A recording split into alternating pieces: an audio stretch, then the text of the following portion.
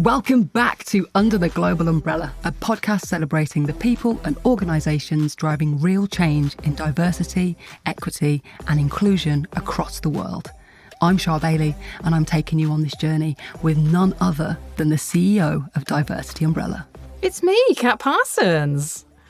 We have created this series to shine a spotlight on the incredible winners and changemakers from the British Diversity Awards, the European Diversity Awards, the Rainbow Honours and the Employee Network Awards. Through honest conversations and powerful storytelling, we go beyond the headlines to explore the impact behind the accolades, sharing lived experiences, bold leadership and the ideas shaping more inclusive workplaces and communities. Because recognition matters, but understanding the journey behind it matters even more. Char, lovely to see you. Lovely to see you. Hello, hi hair. Hello. Hi hair with headphones on. It's under control today. We are interviewing someone completely wonderful today, aren't we? I'm very excited about this person, not only because they are one of our award winners, but also because they are warm, they give great hugs, and they're one of those people who makes everyone feel special. Florence Henderson. Hi, Florence. Hello. Thank you for having me. Thank you for that welcome. It's not a problem at all.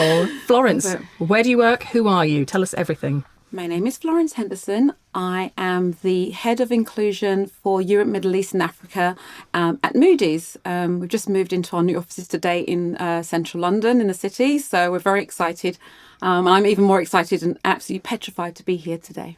Oh, it's so interesting that you say you're petrified to be here today, because you are a person who comes with a lot of power, a lot of strength, and somebody who really does drive inclusion into the heart of everything you do. You were named, and I remember this very vividly, Head of Diversity Inclusion at one of our biggest awards, the European Diversity Awards, last year in 2025. And I'm curious to know what that meant to you. I actually got goosebumps now, just from where you said it as well, because this is my day job.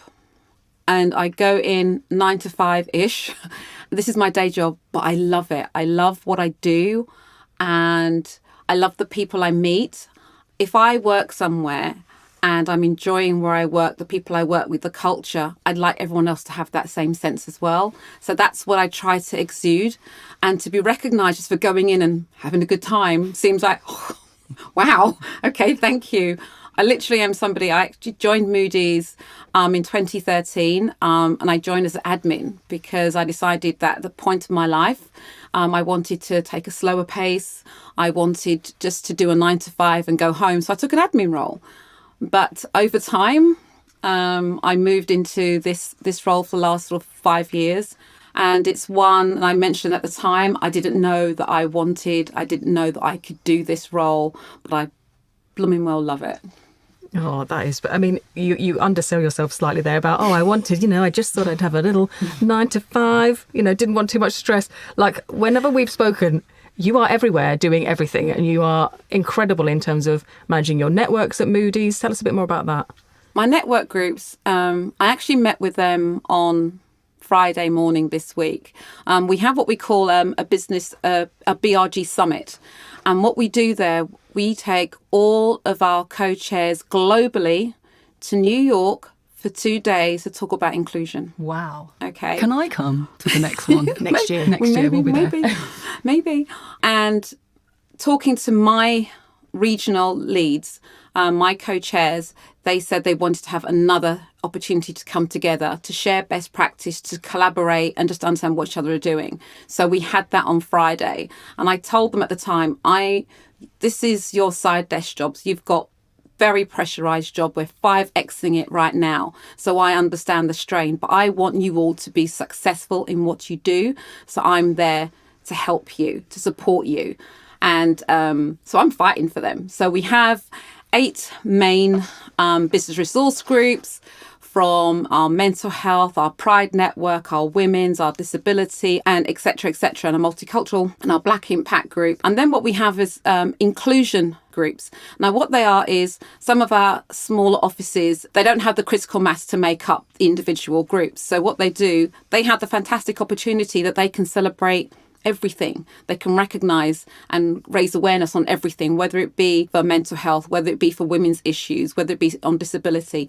They have the opportunity to do all. So with them, I have 18 different kind of groups of people that I work with across. Yeah, we had 2023, we had Madrid, Italy, Brussels start, and last year we had 2 offices, tiny offices, our Stockholm and Copenhagen office, and also our Zurich and Vienna office came in together in 2 different groups, because they we want to be involved so they can see what others are seeing. They're invited to join virtually, but they wanted the opportunity to bring that culture, raise awareness to the people in their offices as well. So that's yeah. So your impact spreads globally then? Absolutely. So the governance that we have here that I share with you all across Europe is not just given just to Europe. It's repeated in Americas, it's repeated in APAC. So I have my counterpart is based in India. I have one based in India, and I have another counterpart who's based in Costa Rica, who covers all the Americas, including the US and Canada. So the approach is definitely global, and they have their own numerous 11 and 1, I think 19. Yeah, another. I love you said this was a 9-to-5 job. That sounds like the most un-9-to-5 That sounds like a job. 24/7 job. Yeah, there was a period where I actually did cover the APAC region for about 18 months. And I would start about 7:30, 8 in the morning and finish around 7:30. But it's another group of people that I got to meet. And so much so that when I went to India, they all knew me, and they were just, it was just magical. And it was treated like royalty when we went to India. So, yeah. Wow. I love it. I just like meeting people. I'm nosy, I think. That's what it is. That's a good part of the job. So that recognition, so in terms of, so you went back to the office after the European Diversity Awards, said, look at my nice shiny trophy. I hope it's got a nice position in your home somewhere. It has. What was the reaction from the business, and what was your, how did it feel personally to you as well? Has it made a difference to your career? My colleagues on the night were the loudest. And I was actually surprised that someone said to me that the whole room seemed to know me as well, and they were very excited that I'd won, and it was like floating on a little cloud for a little while. And I've said, I'm not doing any more award. This is my 15 minutes of fame. This was it's something I did not expect. My bosses, my managers have been absolutely tremendous in making sure that this award was recognised. And so on various, I think 2 or 3 different town halls, there was my big face up on the screen so that everybody knew that I'd won the award. So it's really very, very much appreciated and recognised in the conversations I've had around at the end of year performance. And it was really funny because the year before, one of the tasks I had to do the year before was to create our intranet page on our intranet site, our page for inclusion. And I was like, I couldn't envisage it. I'm like, I don't know how to do this. I can't see how this is going to work. So they said, well, we need a volunteer. So let me do it because I can't see it any other way. And I created this page that others use as a template. And I was very proud of myself. And I thought that 2025, I thought, oh my God, how am I going to top that? What am I going to do? So I think I might have done a little bit of something. With a massive award. Yeah, I think it's probably one of the biggest awards that we have, isn't it? It's one of the ones that really does change people's perception of themselves. It changes their perception of what their capacity is in the business, what they're capable of doing, the changes they can make. And I'm really interested to know more about you. Like you've touched on intersectionality when it comes to all the different ERGs that you have and all the work that goes into bringing those people together. But when it comes to you personally, what work did you have to do in order to get to the point of receiving that level of recognition? Oh, that's a tough one. Oh God, because I find it so difficult to, as the young people say, big up myself. Let's big up you. Big you up. Big up you. I think even coming into this role, I actually came into this role to help out. I was told, can you help out for a few months? Yeah. I was a project manager, and it came in, and I took the role in January 2020, and then COVID, George Floyd, everything happened, and I became permanent in December 2020. But before I took on the role full time, I actually messaged my family. I messaged a colleague, an ex-colleague who had a very senior role at Moody's, and said to them, can I do this? I don't, I thought I needed to be more kind of, right on, kind of militant, more person. And a couple of my cousins actually said, no, the kind of person you are and your temperament, you see fairness in everyone.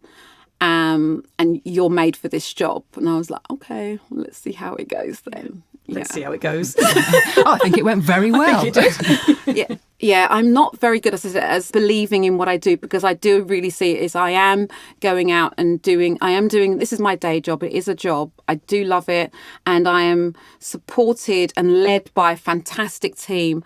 The way we're structured and the governance that we have makes the processes and the paths not easy, but it just makes we know which path to follow. But you do have to have the personality to be able to support and to be able to bring people on and to gain people's trust as well, and for them to understand that what you're saying and what you're trying to do, what is behind that. And so I think I've done that. That's a really tricky skill to have as well, isn't it?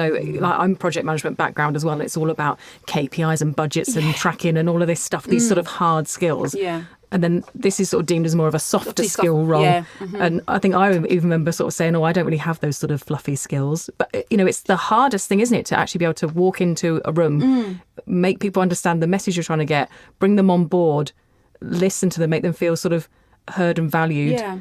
And build that trust in an exceptionally quickly amount of time. Yeah, absolutely. Because I think, and I said to you the other day, that I'm not one of those people that is going to be quoting facts or quotes or stats. That's not me.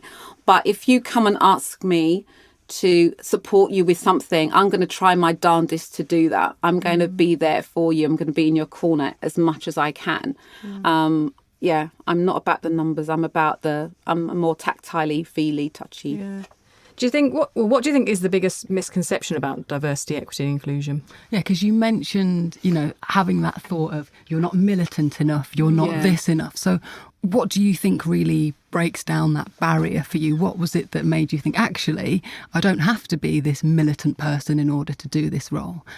So it sounds like you sort of broke your own misconception about the role, and now you're continuing to do that by doing your job so wonderfully.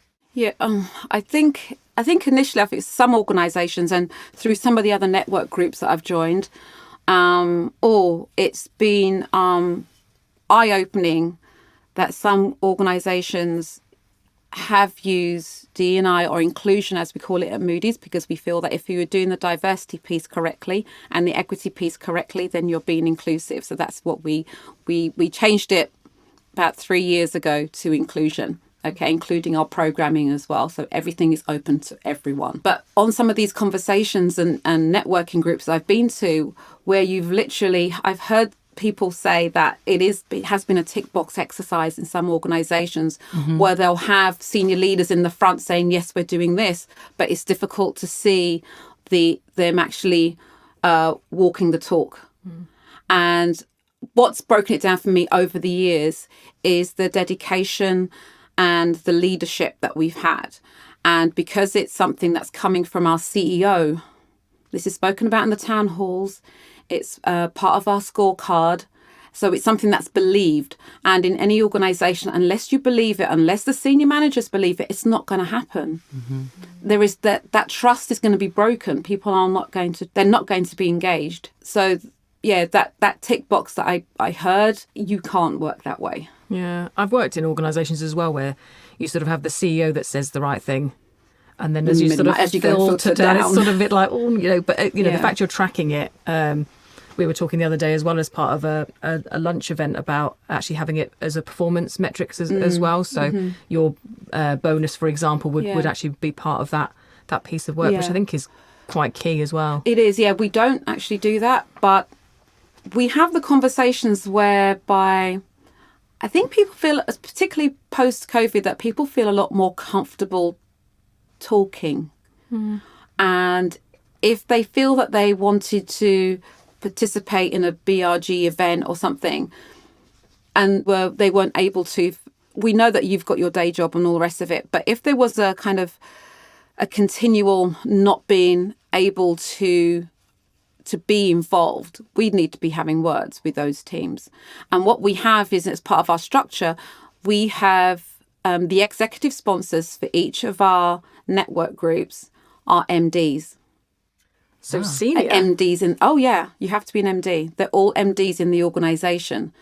So they're there in those meetings. So this is how it's filtering down. Yeah. This is how it's filtering down. Do you have is there any competitiveness? I used to find this quite a lot with exec sponsors. If one business resource group, for example, had put a really good event on and it's hosted by this MD, that I always found there was a sort of bit of shuffling in seats, a bit like, well, what are we doing for our next one? Like, well, what are we need to make sure it's better than this, which is obviously only going to be good for the organisation. But I found that again, they were almost asking for more from the groups, so that again their message was as loud and the event was as good as the last one. Yeah, no, I haven't seen that as far as I know, but they are present, and if they're not, then I'll speak to them, or my manager will speak to them. But what we have had as well is our chief inclusion officer. He has the opportunity to go to the MD big kind of annual conference and make sure that they're aware of what's going on and they're on board. So those who aren't executive sponsors, they can come on board.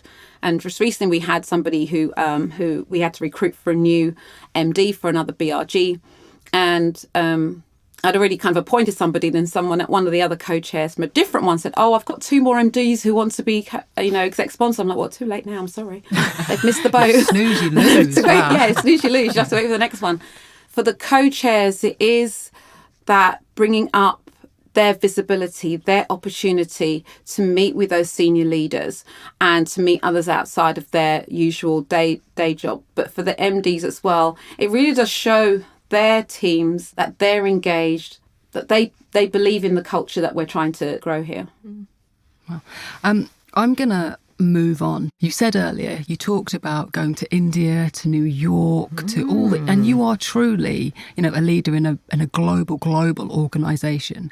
As a person who is intersectional and mixed race, I'm really keen to understand, can inclusion look different in different countries and still be effective? And what does that sort of look like?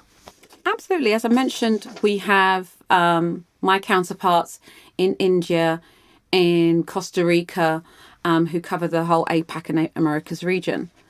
You cannot expect that what my colleagues in London want to hear about is going to be exactly the same as what my colleagues in India are going to be. So Diwali is going to be a whole different kettle of fish. Absolutely. We'll try our best here, but it's going to be a whole different kettle of fish in India. Okay. So what we used to have is our business resource groups when English is Moody's sort of business language. So there was an unwritten rule that everything had to be in English. Thankfully that changed. And so we're actually saying, have your sessions, you can make them local language because they make you feel more comfortable. Some of the people who you're inviting in, external speakers who you're inviting in to speak, may not speak English. So why make everyone feel uncomfortable? It just gets that message across much, much better. And we have kind of 5 areas of focus for our business resource groups, all to follow as a foundation. And one of those is around championing diverse perspectives, which is that's also one of Moody's values as well. But also our business resource groups being cultural ambassadors. So that means celebrating your cultures. And the culture may not be, I'm Black, so I'm going to celebrate Black History Month. Your culture may be you're a woman. That's your culture. Your culture may be you're from the Pride community. That's your culture. So whatever your business resource group is, that is your culture and that's your community. And we're asking you to celebrate what's best for locals, because it's the people in the offices. It's still grassroots. We call them business resource group. It's still grassroots. We want to hear from you. What do you want to hear? In the UK, we've had a massive campaign around menopause. which Love the a menopause. We love chapter and it. verse, I could tell you all about that. But when you've taken it to, you can't say we've done it here, so you have to have it in another office. You've got to understand what the differences are. There may be a lot younger people there who don't realise it's coming, but it's coming. But so you need to listen to what the employees want in those offices. I suppose it's, you're right. It's taking the same topic, isn't it? But just is a slightly different angle or spin. So again, I've done it in very male-dominated spaces, and everyone just looks absolutely horrified when you say the M word, and there's a lot of shuffling in their seats and all sorts. Yeah. But again, if you link it to, this is the power of inclusion, isn't it? If you actually, instead of just giving them 10,000 facts on the menopause, if you actually say, this is your wife, partner, mother, etc. It does very much brother, make uncle, them son too. Andropause. 100%. Yeah, absolutely. Yeah. So bringing them into the conversation too. How it personally affects them, and again, linking it as well. So it's treatments for prostate cancer, isn't it? Can cause menopausal symptoms in men. Yes. So again, they're still learning about the menopause, but in a different way that really resonates with them in terms of that education piece. And I remember it's how to communicate, isn't it, as well? And I'm from a background where everyone loved a toolbox talk. Love a toolbox talk. Have you heard of those? No. So this is from a sort of a construction background. Everyone loves to have one piece of paper that's like you stick it above the kettle. You have like a moment in the morning where we all sort of getting together, like what's the plan for the day? What are the safety hazards? Those sorts of things. And then you'd have like these sort of library of toolbox talks to go through. Yeah. Just a snapshot. And I'd created one for the menopause in a role that I was in, and it got printed out in like A3. It was massive about the menopause and like the 60 different symptoms of the menopause. It was embarrassingly massive. And I went to do this site visit with all these guys, and this thing's on the wall, and they had no idea who I was at all. I was just sort of from head office. And they were saying, I said, oh, how did you find the menopause toolbox talk? And they were like, well, we're all menopausal now, like, oh, I'm having a hot flush right now. Like there was a bit of that sort of jest about it, but actually within like 2 minutes, one guy was saying, my marriage is on the point of divorce. I didn't know what to do. I didn't realise this is how she was. I just went out and got chocolate and wine. That was my job. And again, so to be able to sort of educate people in the workplace like that on, again, something, it really resonated. It was amazing. Absolutely. But from a cultural point of view as well, going back to what Char said about being global, that's a sort of topic that is not discussed in all cultures. So again, that's difficult, isn't it? How do you get that message out? Well, absolutely. Because when we started the UK menopause campaign, it nearly didn't happen because somebody in the US had heard that we were going to be doing this. And my old boss at the time had said, but why? And they couldn't give an answer. It's just like, it's a taboo subject. You can't talk about it. So we were like, no, this is for UK only anyway. And this is a subject that needs to be spoken about. It's affecting our employees. And there is a stat, I think it's about 47% of women, which I never remember, who will leave work because of that brain fog, the hot flushes, the not being able to sleep, who will leave work because of it. But bringing that awareness and making sure other people understand why this person, and just being able to talk freely. I will tell people it's my menopause brain. I'm sorry. This is this is it. Yeah, and from a business point of view, that's your talent walking out the door because they don't feel like they're supported and they can't speak. Because these are people who are really getting to the peak of their career, and when this can happen, and to let them walk out the door just through lack of understanding and lack of empathy, you need to rethink. I really like that you just made that link there between, in fact, I think it was you made the link, Kat, that people are leaving organisations and not feeling that they are included. Can you talk to me about some other reasons how does inclusion truly help an organisation perform at their best?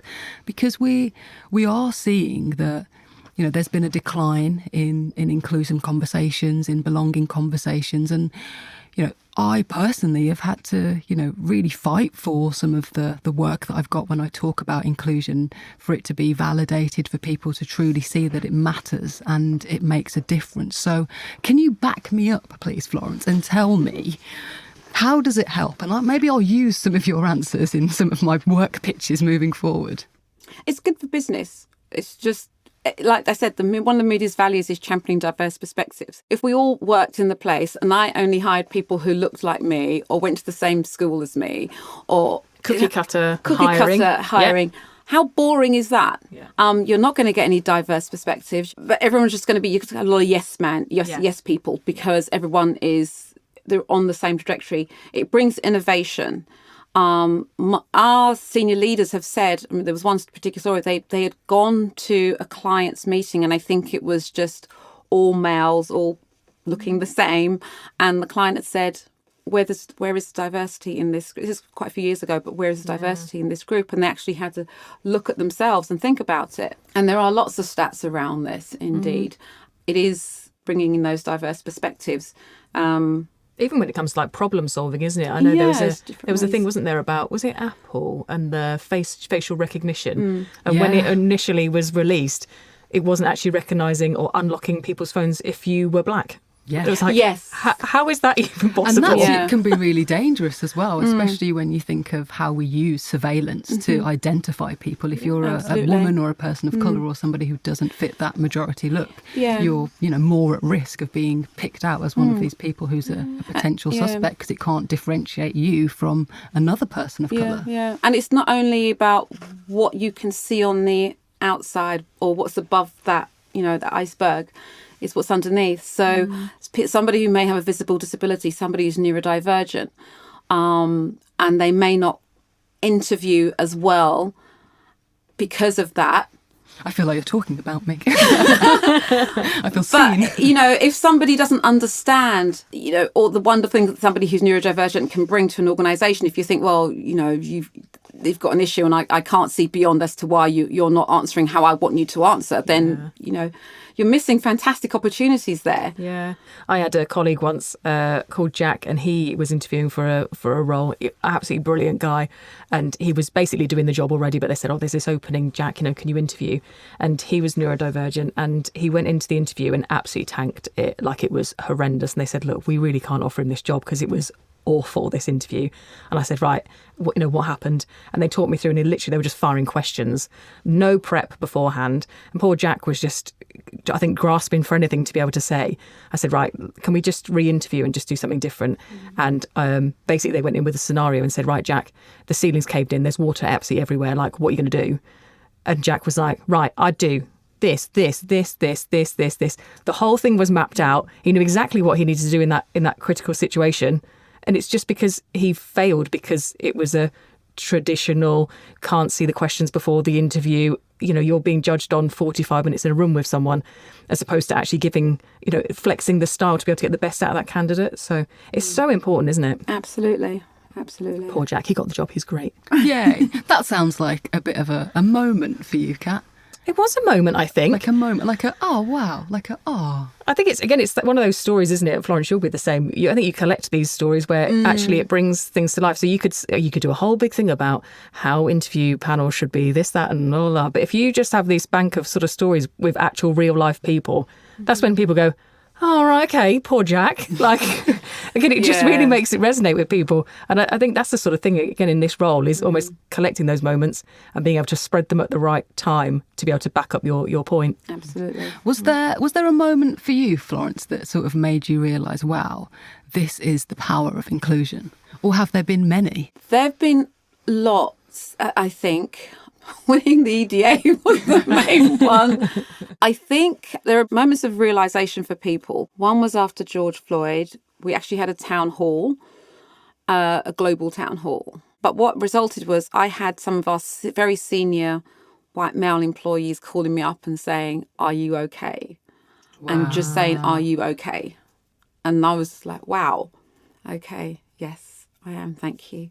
And then more recently, we very, very sadly had two colleagues who had died in the plane crash in Washington Airport.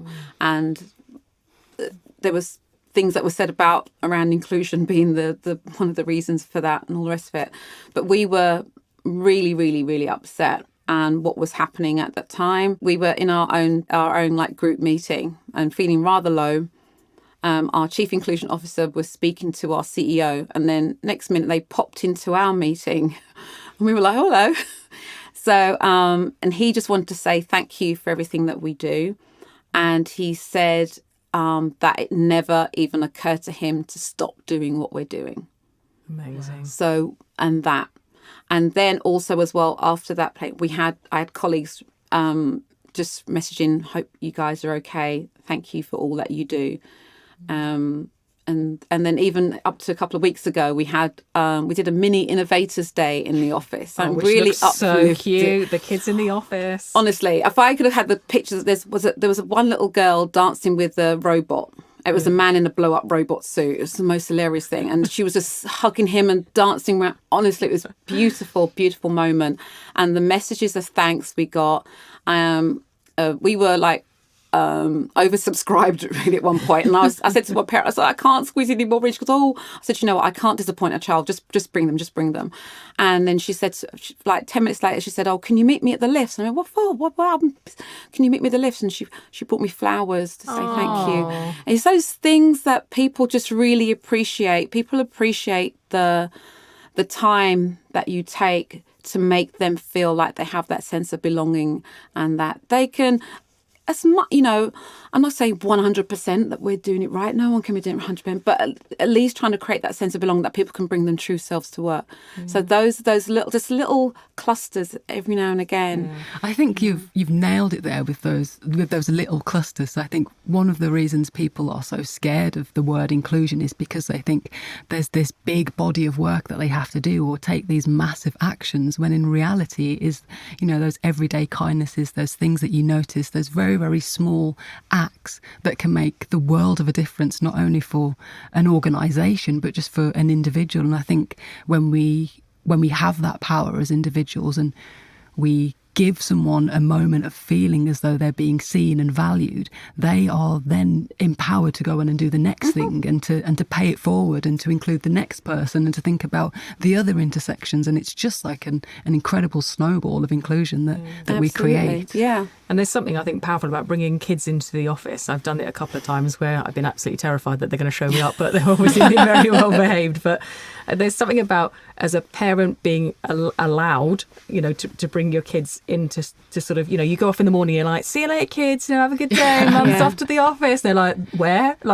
So actually to be able to put it in their minds where it is you're going every day, and who it is you come home and over dinner, you're like, I saw Liz today, and I saw, they're actually meeting these people. Yeah. And I think that links very well, I think, into our final question, is around, obviously, those youngsters one day are going to be the talent that are in our work, in our workplaces. Fingers crossed. But if we were sat here in 3 years' time having this conversation again, what do you think the progress would be across UK businesses? What would you hope to see? I'm reading my notes, but... is Florence going to rip up the notes? She's going to rip them up. She's going to rip them up. Oh, she ripped them up. I love this. Okay, the notes have been ripped. We're going off book. For me, inclusion is around respect for each other. I would just like to see people just be a bit more respectful of each other. Yeah. I think, so long as you're not harming me, I don't mean it. You live your life. Life is too short. You live your life. I think for organisations, it's why not create somewhere where your employees want to come in? What is so hard about it? I don't think it's rocket science. It's really frustrating. Create that sense of belonging for employees. It can be just little things. We've done in the past in our office where, not to do with inclusion, but it's just where you've been sent an email and it says, right, we're doing cake and custard on the floor. Go and take time out and go and have cake and custard. And we used to have it, and then we'd have our MD serving you ice cream or cake and custard or whatever. And it was those little touches and showing that they're not in some ivory castle. They're, they're just normal people like the rest of us. But I suppose going back to kind of script and less about my thing, I think it's around having those diverse perspectives, thinking about being respectful and people's well-being as well. We are having a huge approach around well-being. We always have done, but particularly now, we felt that it's time to elevate what we're doing around well-being. And we have a fantastic mental health business resource group, and we are working very closely with our benefits team around that well-being piece. So I think well-being, respect, And yeah, just be nice to each other, I think. Yeah, Florence said, look after your people. Why not? It makes a massive difference to them and a massive difference to your organisation. Should we click or should we clap? Because I think we're ready to wrap this up, but we need to celebrate how incredible Florence has been. I'll go for a clap. Well done. Thank you. Fantastic. So that's another episode done. So a massive thank you to Paramount for letting them use our very lovely and slightly warm studios today. And we very much look forward to the next conversation. But Florence, thank you so much. Thank you for ripping your notes up. Thank you for And Char, inviting me. always a pleasure. Forever a pleasure. If you would like to listen to any more episodes of Under the Global Umbrella, then please do check out our social media. We are looking forward to engaging with you and including you in our conversations.